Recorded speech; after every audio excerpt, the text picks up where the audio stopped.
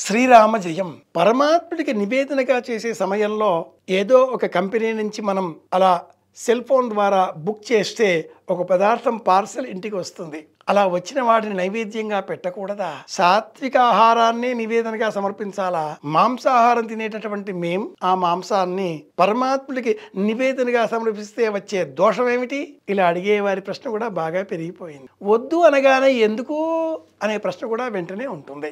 మాంసాహారాలనే వర్గీకరిస్తే చేపలు, కోళ్ళు, మేకలు, ఇంకా కాస్త జటిలంగా ఉండే జీవజాలం, పెద్ద పెద్ద శరీరాలు గల ప్రాణులు, జంతువులు. ఒక స్థూలంగా 4గా మనం వర్గీకరించుకున్నట్లయితే 1 కిలో చేపలకు సంబంధించిన మాంసం చాలా ఎక్కువగా ఉంటుంది. ఎందుకని? చేపలలో ఉండే ఆ దేహంలో ఉండే మాంసపు అణువుల మధ్యన గ్యాప్, విరామం ఎక్కువ, బరువు తక్కువ, సులభంగా జీర్ణమవుతాయి అంటారు తినేవాళ్ళు. తదుపరి స్థానం కోడి అనే ప్రాణి అనుకున్నప్పుడు అది కూడా అంతే,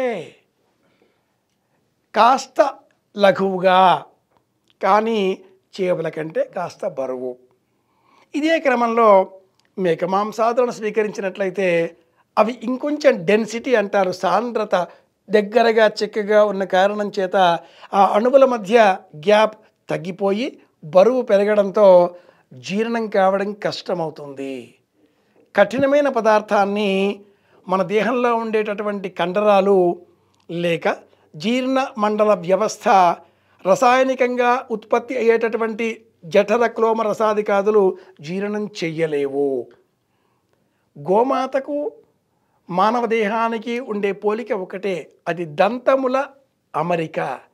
మానవ దంతములు మాంసాహారాదులను నమలడానికి అనుకూలమైనవి కావు.